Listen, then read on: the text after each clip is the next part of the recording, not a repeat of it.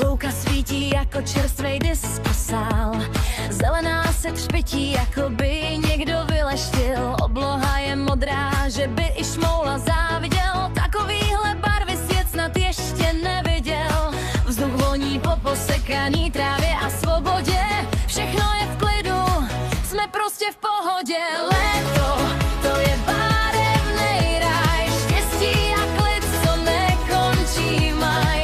Příroda kouzlí, srdce nám buší, slunce nám posílá broz přímo do duší. Je to jízda, je to sen, nejlepší je tenhle letní den.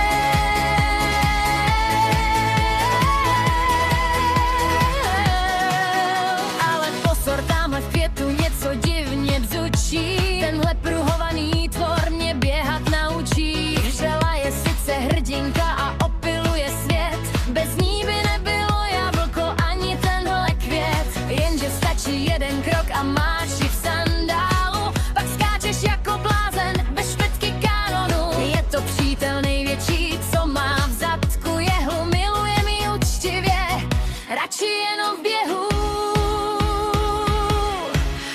A to sluníčko, to je panečku zlatý důl,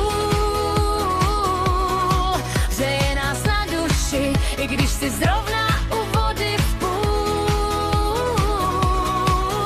Jenže stačí chvilka, co si u vody dáš lofíka, a už si červený jak rak, co z hrnce utíká. Vypadáš jak semafor, co zapomněl na zelenou. Příroda tě prostě strestá kůží spálenou. Léto, to je barevnej ráj, štěstí a klid, co nekončí v maj. Příroda kouzlí, srdce nám buší, slunce nám posílá broz přímo do duší. Je to jízda, je to sen, nejlepší je tenhle letní den.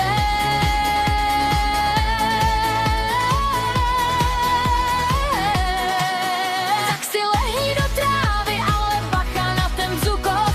Namaž se fakt poctivě, ať neslyšíme tvůj jekot. Klid a štěstí v barvách, to je naše léto. Příroda je divoká, ale miluje